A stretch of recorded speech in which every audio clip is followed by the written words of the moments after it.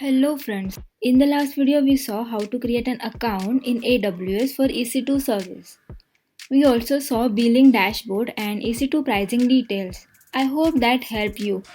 If yes, then today's video is a continuation where you will learn how to create an instance.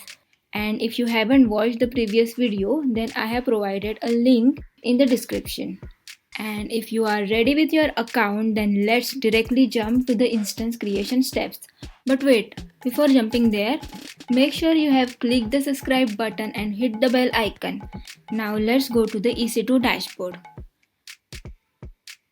I am in the instance tab. Click on this button, launch instance. Then choose the machine image. Let's choose Ubuntu's latest server. Currently, the latest one is 20.04. Now choose the instance type. Let's choose one with the free tier eligible. As I covered in the last video, it is free for first 12 months.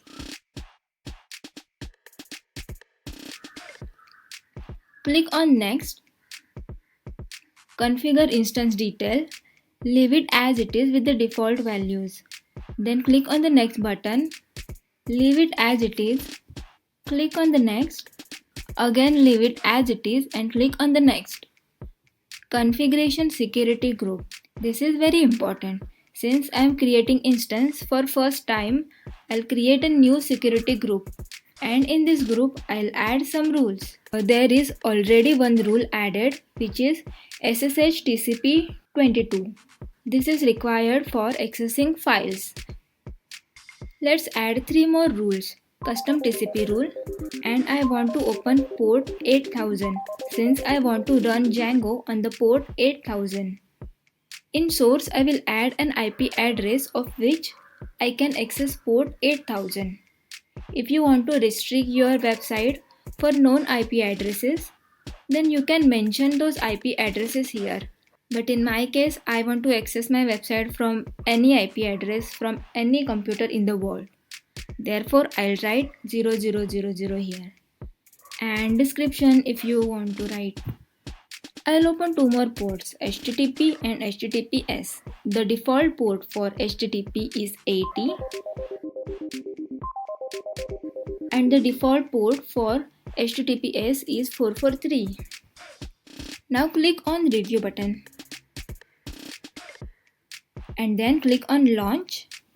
Now you will get an option for key pair selection or creation. Since I am launching instance first time and I do not have existing key pair, I will create a new one. Enter key pair name and download it. Keep this downloaded file in the safe place. You will require it to log in to the instance later. Now launch the instance. Your instance has created. Congratulations.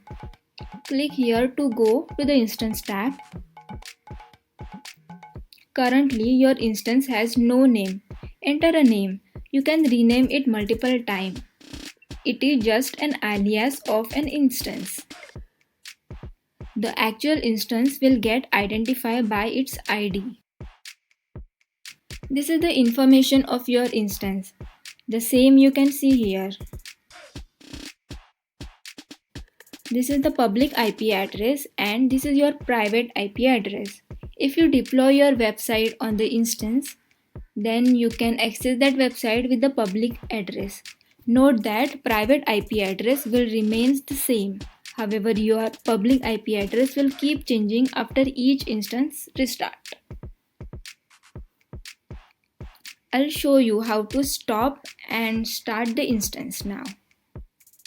So let's stop the instance. And now you can see your public IP address is gone. When you start it again, you will assign with a new IP address, but your private IP address will remain same. I'll start the instance again.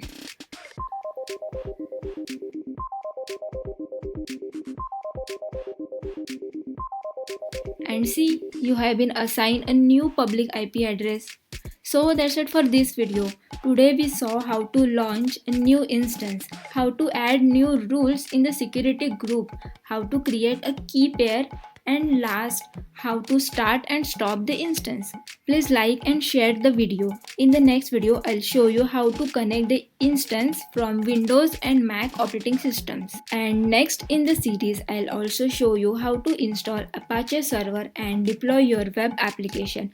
So please subscribe my channel and hit the bell icon so you'll get notification when I upload the next video. Thanks, bye.